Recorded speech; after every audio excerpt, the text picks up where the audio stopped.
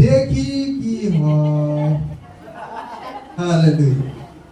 এই কথা কাউকে উৎসাহিত করবে না, ডিসকারেজ করবে।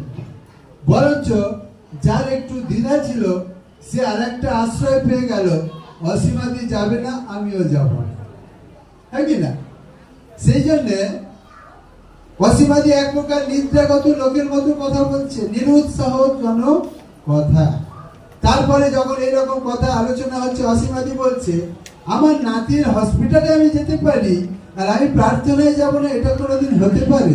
আমি বলি এই এলো আসল কথা। হালেলুয়া।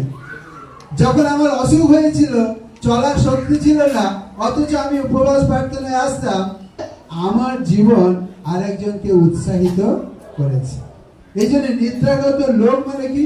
আমি প্রভু যিশুকে জেনেছি, কিন্তু প্রভু যিশুর কোনো আশীর্বাদ আমরা নিতে পারি না। কখন? যদি আমি ঘুমিয়ে থাকি।